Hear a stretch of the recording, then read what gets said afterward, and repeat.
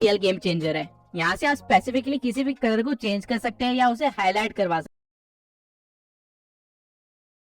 हैं। For example, इस clip में येलो बहुत ज्यादा है, तो अगर मैं उसे सिलेक्ट करके उसका ह्यू चेंज कर देता हूँ और ग्रीन की साइड ड्रैग करता हूँ, तो हमारे क्लिप के अंदर जितने भी येलो पार्ट्स थे वो ग्रीन में कन्वर्ट हो जाएंगे। और इसकी सैचुरेशन बढ़ाने पे ग्रीन कलर और भी ज्यादा शो होने लग जाएगा, और लुमिनेंस बढ़ाने से ग्रीन कलर में थोड़ी सी लाइट आएगी, यानी वो थोड़ा सा ब्राइट होने लग जाएगा। ठीक इसी तरह आप हर कलर के साथ यहाँ पे खेल सकते हैं। डार्क ब्लू को चेंज करने पे लड़की के कपड़े चेंज हो रहे हैं, और जो कलर्स क्लिप में विजिबल नहीं हो रहे हैं उनके इफेक्ट्स भी आपको विजिबल नहीं होंगे। लेकिन हर क्लिप में हर तरह के कलर्स होते हैं, इसलिए सिर्फ उन्हीं कलर्स को चूज कीजिए जिनको आप चेंज करना चाहते हैं। बाकी कलर्स के साथ छेड़छाड़ मत करना, और ध्यान रहे कि कभी भी ऑरेंज को ज्यादा चेंज मत करना, क्योंकि आपकी स्किन का कलर भी ऑरेंज ही होता है, तो उसको चेंज करने पे आपके स्किन का कलर भी चेंज होगा। अब HSL के साइड में आपको मिलता है ग्राफ, जहां आप RGB कलर्स की क्वालिटी के साथ कुछ ज्यादा ही कस्टमाइज्ड वे में छेड़छाड़ कर सकते हैं। और अगर आप व्हाइट ग्राफ को छेड़ेंगे तो आपकी क्लिप की लाइट्स पे फर्क पड़ेगा। अब RGB हमारे प्राइमरी कलर्स होते हैं जो कि हर क्लिप में अवेलेबल होते हैं, इसलिए यहाँ पे उनके ग्राफ दिए गए हैं। उसके बाद है हमारे पास यहाँ पे हाईलाइट्स, जो कि क्लिप्स के अंदर लाइट वाले एरियाज को अफेक्ट करते हैं। इसको आप बढ़ा भी सकते हैं और कम भी कर सकते हैं। वही साइड में आपको मिलेंगे शेडोज, जो कि डार्क एरियाज को अफेक्ट करते हैं, और टेम्परेचर से आप विंटर या समर्स वाला इफेक्ट दे सकते हैं। यू अगेन आपके कलर्स को चेंज करने का काम करता है, लेकिन एक बैलेंस्ड वे में। और फेड आपकी वीडियो को थोड़ा सा कम कॉन्ट्रास्टिंग कर देता है। उसके बाद आपके पास आती है वैग्निटी, जिसे आप अपने क्लिप के कॉर्नर्स को या तो लाइट कर सकते हैं या फिर डार्क डाउन कर सकते हैं। और ग्रेन से आप अपनी क्लिप को थोड़ा सा क्रिस्पी बना सकते हैं। अब अगर आप ओरिजिनल वीडियो और फाइनल वीडियो को देखेंगे तो इसमें आपको काफी ज्यादा फर्क फील होगा। और इसी के साथ मैं आपको एक और छोटा सा फीचर दिखाना चाहता हूँ, जो कि है फ्रीज। फ्रीज करता क्या है कि आप अपनी क्लिप में जहाँ पे भी रुके हुए हैं वो वहाँ की एक इमेज ले लेता है, काइंड ऑफ आप स्क्रीनशॉट भी कह सकते हैं, और उसी क्लिप्स के बीच में ऑटोमेटिकली कट लगा के एडजस्ट कर देता है, जैसा कि आप देख सकते हैं। ये फीचर आपके बहुत काम आएगा अगर आप गेम एडिट्स या फिर मूवी एक्सप्लेनेशन वीडियो बनाते हैं तो। सबसे पहले मैं आपको एक्सप्लेन कर देता हूँ कि मास्किंग होती क्या है। मान लेते हैं आपके पास एक पिक्चर है और एक कटआउट है कुछ इस तरह का। अब अगर आप इस कटआउट को इस पिक्चर पे रखेंगे तो आपको क्या दिखाएगा, सिर्फ उतना ही पार्ट जितना कटा हुआ है। अब जो ये हमारा कटआउट था इसे मास्क बोलते हैं, और जो हमने अभी किया उसे मास्किंग कहते हैं। अब इसको कैपकट में कैसे करते हैं वो देख लेते हैं।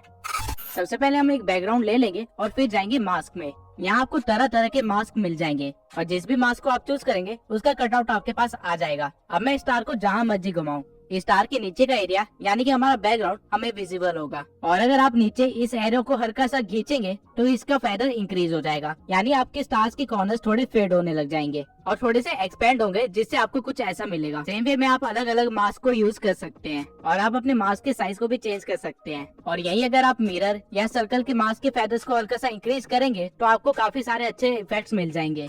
और इन सारे मास्क में हॉरिजॉन्टल मास्क सबसे ज्यादा यूज किया जाता है। अब मैं मास्क का इस्तेमाल करके आपको एक एनिमेशन बना के दिखाता हूँ। तो सबसे पहले मैं अपने बैकग्राउंड को इंपोर्ट कर लूंगा और फिर अपने लोगो को इंपोर्ट करूंगा। अब मैं चाहता हूँ कि मेरा PNG कुछ सेकंड्स के बाद स्क्रीन पे आए, तो मैं स्टार्टिंग के कुछ सेकंड्स के बाद अपने PNG को लगा दूंगा जहाँ वो एकदम से शो होगा। लेकिन अगर मैं इसे रन करूँ तो आप देख सकते हैं ये कितने प्लेन वे में शो हो रहा है, जो कि बहुत ही बेकार एनिमेशन बनेगी। तो मैं अपने बैकग्राउंड को चूज करूंगा और यहाँ मास्क में आ जाऊंगा और रेक्टेंगल मास्क को चूज कर लूंगा और इसे पूरा स्केल कर दूंगा ताकि स्टार्टिंग में मेरा कोई भी सीन कट आउट ना हो। और फिर लगा दूंगा एक की फ्रेम। उसके बाद हम थोड़ा सा आगे बढ़ेंगे जहाँ मेरा लोगो अपीयर होगा, और उससे पहले भी एक की फ्रेम लगा देंगे क्योंकि मुझे एक फास्ट इफेक्ट चाहिए। और फिर थोड़ा सा आगे बढ़ के जैसे मेरा लोगो अपीयर होता है वहाँ मैं एक और की फ्रेम लगा दूंगा, और फिर एडजस्टमेंट में जाके एक्स एक्सिस और वाई एक्सिस को कम कर दूंगा। अगेन एक रेक्टेंगल बना लूंगा जिसको मैं 2 फिंगर से हल्का सा टिल्ट करके डायगनली रख दूंगा और फेदर को इंक्रीज कर दूंगा कुछ इस तरह, जिसके बाद हमारी एनिमेशन कुछ इस तरह की बन जाएगी। पहले ही नॉर्मली एक बैकग्राउंड चलता है, फिर एक फास्ट इफेक्ट के साथ मेरा लोगो अपीयर होगा। इसी तरह आप मास्किंग से काफी सारे यूनिक चीजें क्रिएट कर सकते हैं। फॉर एग्जांपल ये सारे इफेक्ट्स मास्किंग से बने हैं, और वीडियो के एंड में मैं आपको मास्किंग से एक बहुत ही प्रोफेशनल इफेक्ट क्रिएट करके दिखाऊंगा। अब मास्किंग के बाद जो एलिमेंट आप सबसे ज्यादा अपनी वीडियोस में यूज करेंगे और जिसके बिना वीडियोस भी अधूरी होती है वो है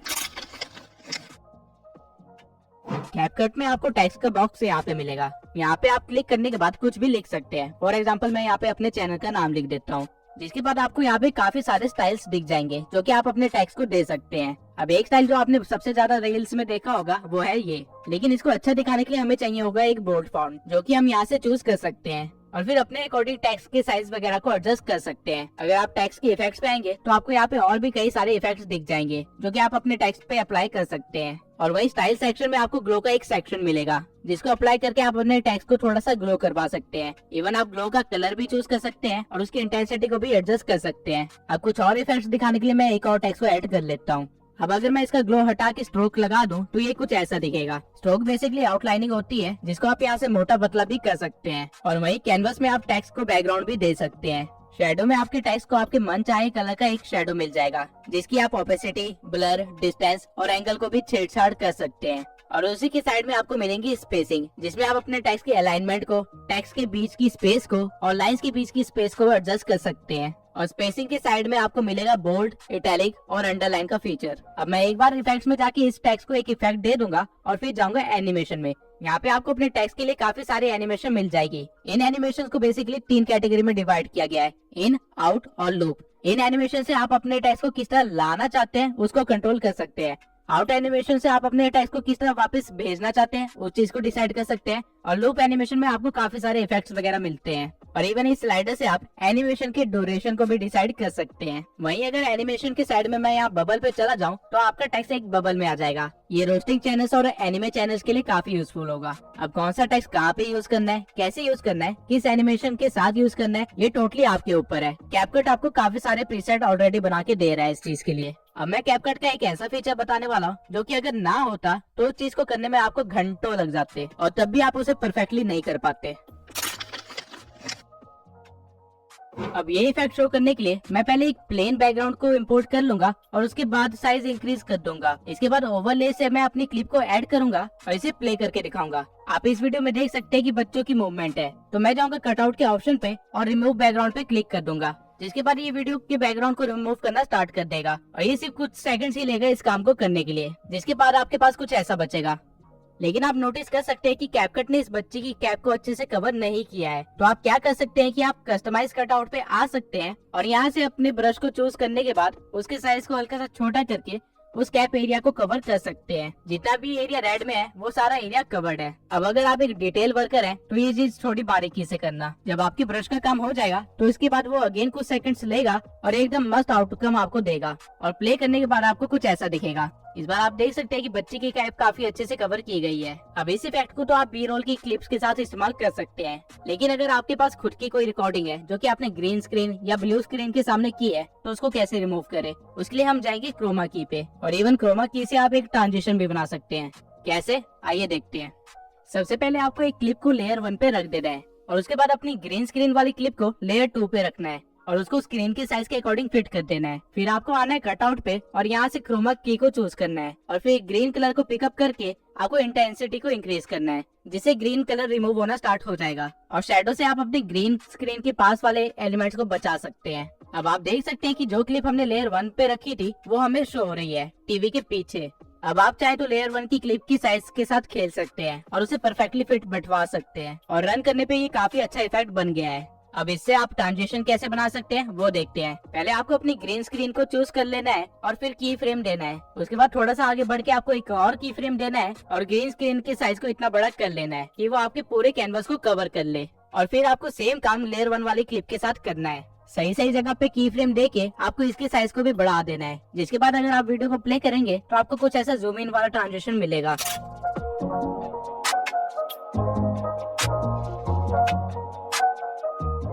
अब इस ट्रांजिशन में अपर स्पेस दिख रही है तो हम बीच में आएंगे और लेयर 1 को सेट करेंगे और ऐसे ही थोड़े थोड़े सेकंड्स में इसे सेट कर देंगे, जिसके बाद फाइनली कुछ ऐसा बन जाएगा।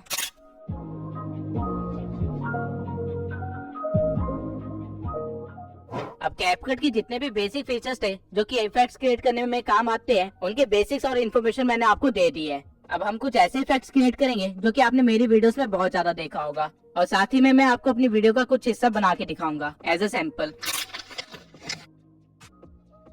आपने इस तरह की काफी रील्स देखी होंगी जहाँ डांस स्टेप्स या म्यूजिक बीट के साथ कैमरा भी हिलता है, लेकिन ये क्रिएट कैसे करते हैं आइए देखते हैं। सबसे पहले मैं एक बैकग्राउंड क्लिप को ऐड कर लूंगा जहाँ पे एक बंदा ब्रेक डांस कर रहा है। अब आप देख सकते हैं कि कैमरा की मूवमेंट बहुत ही कम है और हमारे डांसर की मूवमेंट काफी ज्यादा। तो इसे रील जैसे बनाने के लिए हम जाएंगे कैमरा ट्रैकिंग पे और यहाँ पे फेस को चूज करके हम स्टार्ट ट्रैकिंग पे क्लिक कर देंगे। जिसके बाद कैपकट ये ट्राई करेगा कि हर टाइम वो बंदे के फेस को स्क्रीन के बीच में रखे, और इस चीज के लिए वो हमारे कैमरा को बार बार शिफ्ट करेगा और स्केलिंग वगैरह के साथ भी थोड़ा छेड़छाड़ करेगा। आप बैकग्राउंड में देख सकते हैं कि आपकी क्लिप के साथ क्या हो रहा है।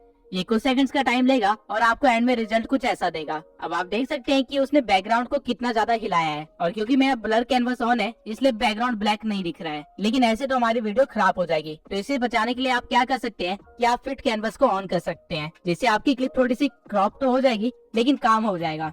अब एक चीज आपको हमेशा ध्यान में रखना है, अगर आप ऐसी कोई वीडियो शूट कर रहे हैं तो आपको हमेशा उसे वाइड एंगल में शूट करना है, ताकि अगर वीडियो को बाद में क्रॉप करना भी पड़े तो भी आपकी मूवमेंट छुपे ना। अब आप देख सकते हैं कि हमारी कैमरा की मूवमेंट कितनी ज्यादा हो गई है और वो हमारे कैरेक्टर की मूवमेंट से भी मैच हो रही है। अब इसे थोड़ा सा और प्रोफेशनल बनाने के लिए हम जाएंगे इफेक्ट्स में, और वीडियो इफेक्ट्स में जाके वाइब्रेशन फ्लैश को चूज कर लेंगे और इसकी स्पीड और ग्लो को थोड़ा सा बढ़ा देंगे, रेंज को थोड़ा सा कम कर देंगे और इसी वीडियो की स्टार्टिंग में लाके पूरी वीडियो पे स्ट्रेच कर देंगे और हमारे पास कुछ ऐसा क्रिएट हो जाएगा।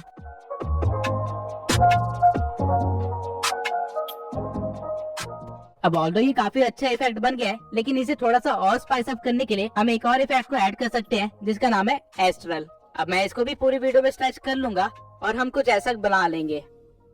अब हर मूवमेंट में एस्ट्रल इफेक्ट अच्छा नहीं लग रहा है, तो मैं इसे स्टार्टिंग में रखूंगा और थोड़ा सा आगे बढ़ने के बाद अगेन इसे लगा दूंगा, जिससे हम एक बहुत ही सिनेमैटिक इफेक्ट क्रिएट कर लेंगे। और ठीक इसी तरह आप अपनी रील्स बना सकते हैं।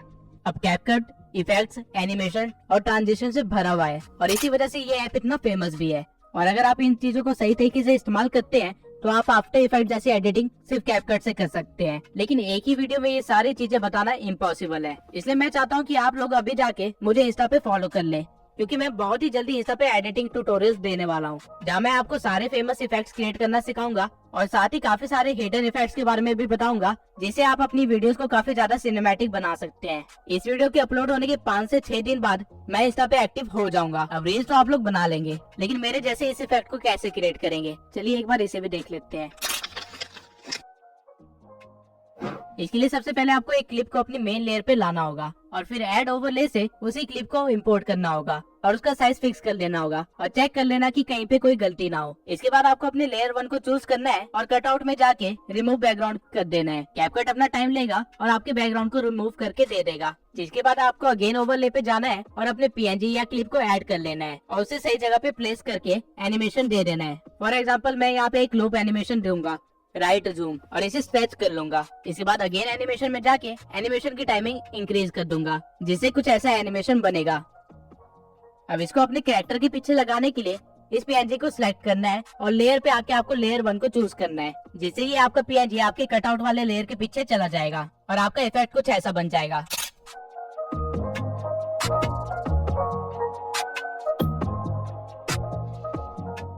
अब ऑल्दो ये काफी अच्छा इफेक्ट बन गया है, लेकिन इसमें थोड़ा सा और वीडियो इफेक्ट देके इसे हम और इंटरेस्टिंग बना सकते हैं। आपको इफेक्ट्स में आके एज ग्लो को चूज कर लेना है और ऑब्जेक्ट में जाके अपने पीएनजी वाले ओवरले पे डाल देना है और इसे स्ट्रेच कर देना है। अब अगर हमारा पीएनजी ग्लो कर रहा है तो हमारा बैकग्राउंड थोड़ा सा डार्क होना चाहिए, तभी एक अच्छा कॉन्ट्रास्ट बन पाएगा। तो इसके लिए हम दोबारा जाएंगे वीडियो इफेक्ट्स पे और यहाँ से स्मार्ट शार्प को चूज कर लेंगे और इसे भी स्ट्रेच कर लेंगे, जिसके बाद हमारी फाइनल क्लिप कुछ ऐसे बनेगी।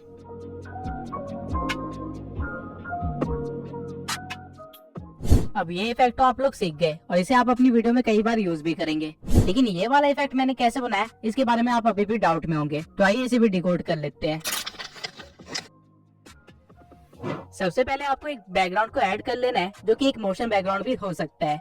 उसके बाद आपको टेक्स्ट पे आके एक टेक्स्ट को ऐड कर लेना है, फॉर एग्जाम्पल सब्सक्राइब मी, और स्टाइल में जाके आप पहले से एक फॉन्ट दे सकते हैं और उसके बाद इसके स्टाइल को चूज कर सकते हैं और इसे थोड़ा सा अच्छा बनाने के लिए इसे ग्लो भी दे सकते हैं। और फिर हम टेक्स्ट के साइज को थोड़ा सा बड़ा कर देंगे और फिर इस पे अप्लाई कर देंगे ये, जिससे आपका टेक्स्ट अपने आप वीडियो के एंड तक बना रहेगा। अब आपको इस वीडियो को कर लेना है एक्सपोर्ट और फिर वापस कैपकट पे आके वही बैकग्राउंड ले आना है और फिर ओवरले में आकर अपनी एक्सपोर्टेड वीडियो को ऐड कर लेना है और इसके साइज को सेट कर लेना है। जिसके बाद आपको जाना है मास्क में और यहाँ आके आपको सर्कल मास्क चूज कर लेना है और उसे फिर स्टार्टिंग में प्लेस करके आप एक की फ्रेम लगा सकते हैं।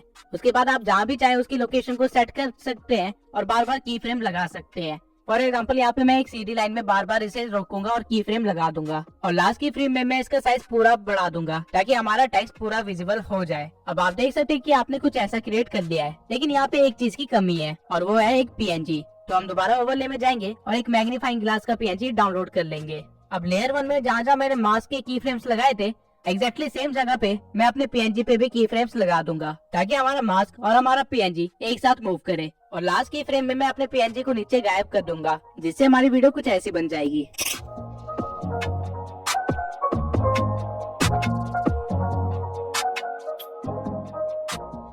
अब इन सारी की फ्रेम्स की ट्रांजिशन को स्मूथ करने के लिए मैं इनके ग्राफ में जाऊंगा और इजी आउट 3 अप्लाई कर दूंगा। या आप अपने दोनों लेयर्स के साथ कर सकते हैं और एंड में ये एक काफी स्मूथ ट्रांजिशन बन जाएगा।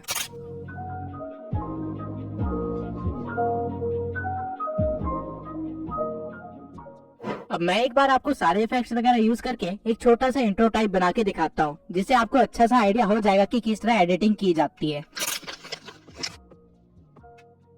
तो सबसे पहले आपको एक बैकग्राउंड को ऐड कर लेना है और उसकी रेशियो को 16:9 कर देना है ताकि यूट्यूब पे सही फॉर्मेट में अपलोड कर सके। उसके बाद आपको बैकग्राउंड को थोड़ा सा स्ट्रेच करना है और उसको स्क्रीन पे सही जगह सेट कर देना है। इसके बाद में एडजस्ट में जाके हल्का सा कॉन्ट्रास्ट इंक्रीज कर देना है, ब्राइटनेस कम कर देनी है और एक्सपोजर को पूरा कम कर देना है और शार्पनेस को थोड़ा सा बढ़ा सकते हैं और ग्राफ में हल्की सी डार्कनेस को बढ़ा सकते हैं। इसके बाद हम ऐड करेंगे ओवरले ईमान गाजी का और इस ओवरले की ड्यूरेशन को थोड़ा सा बढ़ा देंगे। फिर करेंगे हम इसकी एनिमेशन की फ्रेम से। सबसे पहले स्टार्टिंग में मैं एक की फ्रेम लगाऊंगा और इसे हाइड कर दूंगा। फिर थोड़ा सा आगे बढ़ के इस ओवरले को नीचे लाएंगे और की फ्रेम लगा देंगे। उसके बाद थोड़ी देर इसे बीच में ही रहने देंगे और फिर आगे बढ़ के दोबारा से एक की फ्रेम लगाएंगे और फिर आगे बढ़ के इसे साइड में कर देंगे। अब ओवरले की जरूरत मुझे पूरे 30 सेकंड पड़ेगी तो मैं इसे स्ट्रेच करके बढ़ा दूंगा। अब जहाँ हमने पिछले की फ्रेम दिए थे वहीं से हमें ग्राफ में जाना है और इजी आउट 3 को चूज कर लेना है तो आपकी एनिमेशन कुछ इस तरह की बन जाएगी। अब इसको साइड में मैंने क्यों भेजा वो अभी देखते हैं। जिसकी फ्रेम पे ये साइड में जाना स्टार्ट करता है वहाँ मैं एक और ओवरले ऐड कर लूंगा अली अब्दाल का। इसे भी थोड़ा सा स्ट्रेच कर लेंगे और बिल्कुल सेम एनिमेशन देंगे ईमान गाजी वाला और फिर हमारी एनिमेशन कुछ इस तरह की बन जाएगी।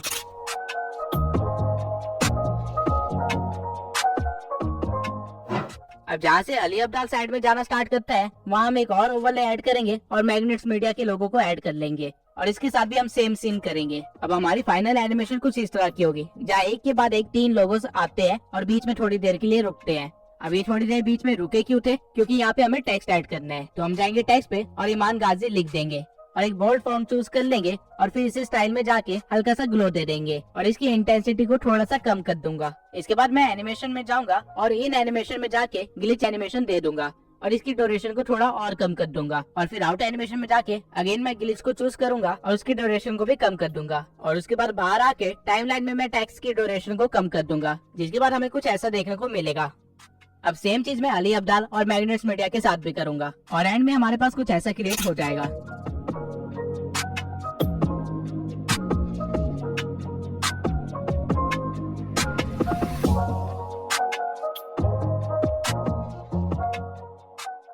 अब टेक्स्ट के बाद जब हमारा लोगो पीछे को जा रहा है यहाँ पे मैं एक इफेक्ट दूंगा ब्लर का और एडजस्टमेंट से ब्लर को थोड़ा इंक्रीज कर दूंगा। फिर इफेक्ट को सिलेक्ट करके जाऊंगा ऑब्जेक्ट में और यहाँ ओवरले पे अप्लाई कर दूंगा जिससे ऐसा लगेगा कि हमारा ओवरले पीछे जा रहा है। सेम काम मैं अली अब्दाल के ओवरले के साथ भी करूंगा और इन इफेक्ट्स को अलग अलग ट्रैक पे रख के पूरा स्ट्रेच कर दूंगा ताकि ये वीडियो के एंड तक ऐसे ब्लर ही रहे। जिसके बाद ट्रांजिशन कुछ ऐसी बनेगी।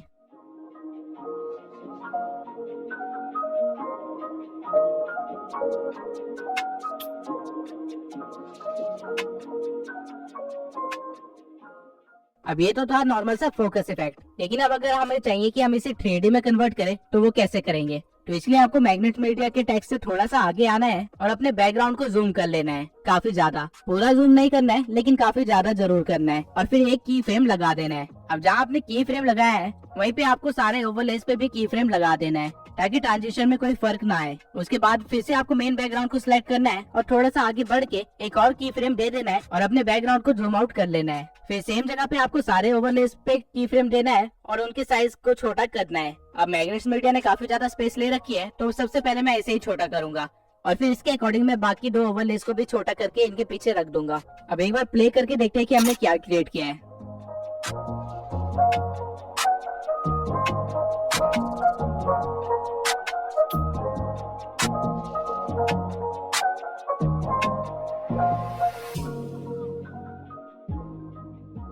अब जहाँ से आपका जूम आउट स्टार्ट होता है वहाँ पे आपको एक और ओवरले को ऐड करना है और उसे इस तरह प्लेस कर देना है। जिसके बाद आपको इस पे की फ्रेम लगाना है और इसे जितना हो सके उतना जूम कर लेना है। फिर थोड़ा सा आगे बढ़ के इससे पहले कि हमारा 3D इफेक्ट रुके, हमें एक और की फ्रेम लगाना है और अपने PNG को नॉर्मल साइज में ले आना है, जिससे आपका कुछ ऐसा बन जाएगा। अब इस क्राउड PNG को भी मैं एंड तक स्ट्रेच कर लूंगा। अब ये बन तो काफी सही गया है, लेकिन क्राउड के PNG ने मेरे लोगोस को हाइड कर दिया है। तो मैं वापस जाऊंगा अपने ओवरलेस में और लोगों की साइज को और छोटा करके उनको थोड़ा सा ऊपर कर दूंगा, जिससे वो अच्छे से शो हो। अब एक बार दोबारा से प्ले करके देखते हैं।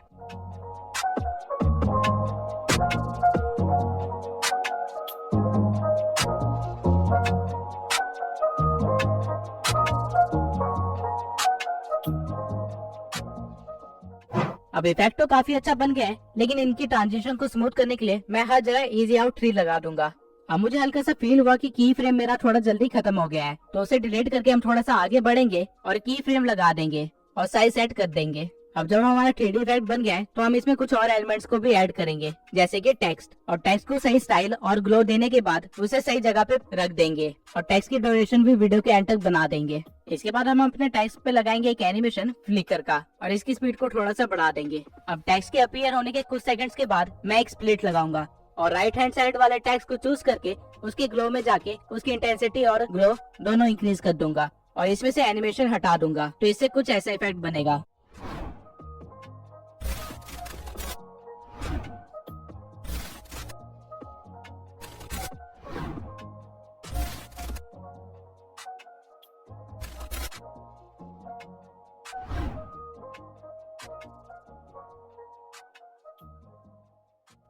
अब इसको थोड़ा और अच्छा करने के लिए आप अपने क्राउड वाले PNG को चूज कर सकते हैं और एडजस्ट में जाके उसकी सैचुरेशन -50 कर सकते हैं। और फिर जब टेक्स्ट का फ्लिकर बंद हो तो वहाँ पे एक स्प्लिट लगा सकते हैं और सैचुरेशन को दोबारा से बढ़ा सकते हैं, जिससे कुछ ऐसा बन जाएगा।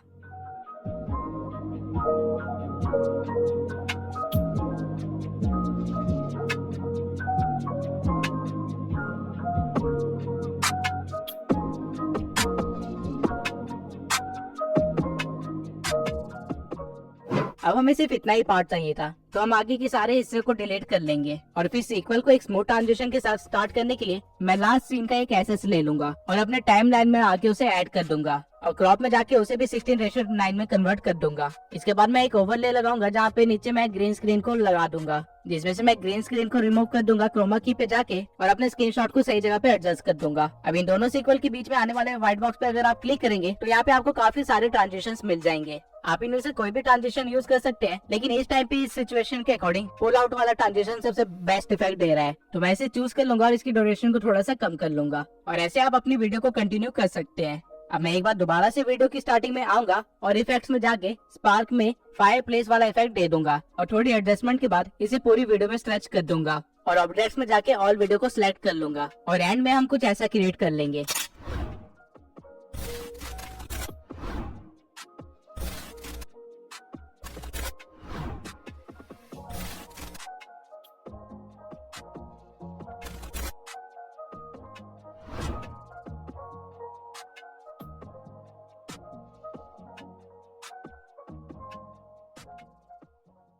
अब आपने एडिटिंग के बेसिक से लेके काफी अमेजिंग इफेक्ट्स बनाने तक का काफी कुछ सीख लिया है, लेकिन ये कैसे पता चलेगा कि कहाँ पे क्या सीन क्रिएट करना है, या फिर कुछ नया और अनोखा कैसे क्रिएट करे, या फिर खुद का एडिटिंग स्टाइल कैसे क्रिएट करे, जैसे कि बड़े क्रिएटर्स ने किया है। तो मैं आपको बताता हूँ कि एक एडिटर की साइकोलॉजी क्या होती है। अगर आप एक न्यू एडिटर है जिसे ज्यादा कुछ एडिटिंग का नहीं आता है, तो बजाय इसके कि आप टाइम पे एडिट कंप्लीट करें, आपको ये देखना चाहिए कि आप क्या क्या नए इफेक्ट्स क्रिएट कर सकते हैं और किस तरह उन इफेक्ट्स को अपनी वीडियो में इस्तेमाल कर सकते हैं। मैंने जिस एडिटिंग के साथ ये चैनल स्टार्ट किया था वो मैंने सिर्फ 7 दिन में ही सीखा था और ये इसलिए पॉसिबल हो पाया था क्योंकि जब मैं अपनी वॉइस ओवर को सुन रहा था तो मैं दिमाग में एक वीडियो क्रिएट कर रहा था जहाँ मैं इमेजिन कर रहा था कि वॉइस ओवर के इस पार्ट पे कुछ इस तरह के सीन आएंगे। अब ऑल्दो मुझे नहीं पता था कि वो सीन्स कैसे क्रिएट करते हैं और ना ही मेरे अंदर एडिटिंग स्किल्स थी, लेकिन स्टिल मैं अपनी इमेजिनेशन पे लिमिटेशन नहीं लगाता था। और होता ये था कि जब मैं एडिटिंग करने बैठता था तो मुझे वो सीन क्रिएट करने ही होते थे, डजंट मैटर मुझे कितना टाइम लगे।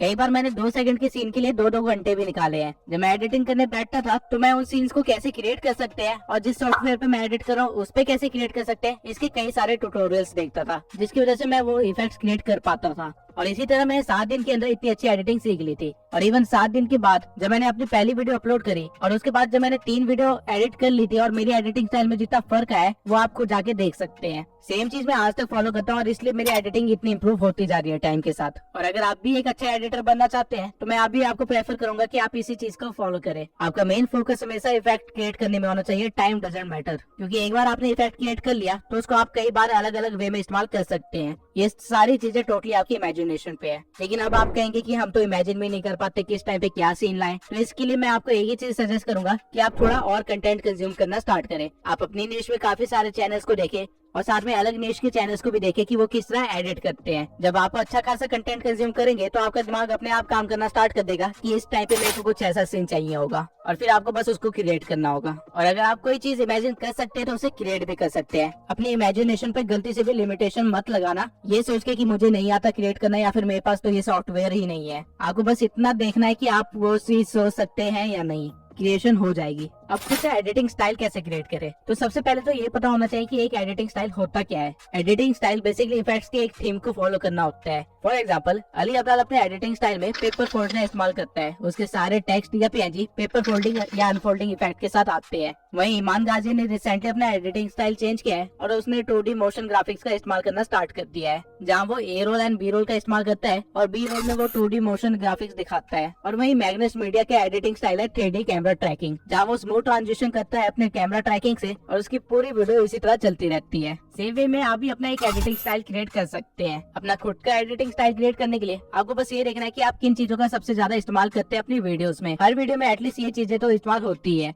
ए roll, B roll, text, transition, background and PNGs. तो अगर आप इन चीजों के लिए कोई इफेक्ट क्रिएट कर सकते हैं या फिर खुद एक्सपेरिमेंट करके या फिर 3-4 लोगों क्रिएटर्स को देख के उनका कुछ मिक्स करके बना सकते हैं, तो आप खुद का एडिटिंग स्टाइल भी बना सकते हैं। अब ये काफी लंबा प्रोसीजर है और मुझे भी 15 से ज्यादा वीडियोस लगी अपने एडिटिंग स्टाइल को चेंज करने में, और अभी भी मैं अपने एडिटिंग स्टाइल को क्रिएट करने में लगा हुआ हूँ। तो इसमें आपको जल्दबाजी करने की कोई जरूरत नहीं है, क्योंकि एडिटिंग एक लर्निंग प्रोसेस है। आप कभी भी एडिटिंग को ये नहीं कह सकते कि मैंने पूरी एडिटिंग सीख ली है, क्योंकि जब भी आपको लगेगा आपको सब कुछ आता है, आपको और कई सारे इफेक्ट्स, ट्रांजिशन और सॉफ्टवेयर वगैरह मिल जाएंगे जो कि आपको इस्तेमाल करने नहीं आते होंगे। अब आई होप ये वीडियो देखने के बाद आप एक नूब एडिटर से प्रो एडिटर तो बन ही गए होंगे। और मैंने ट्राई किया है कि मैं जितना ज्यादा हो सके उतने सारी चीजें कवर कर सकूं, लेकिन एक वीडियो में हर चीज कवर नहीं की जा सकती है। और अगर आपको लग रहा है मैंने अपने एडिटिंग स्टाइल को ज्यादा डिकोड नहीं किया है, तो आप थ्राइव वर्क के चैनल को देख सकते हैं। उन्होंने मेरे एडिटिंग स्टाइल पे काफी सारी वीडियोस बनाई है और वो काफी यूजफुल भी है।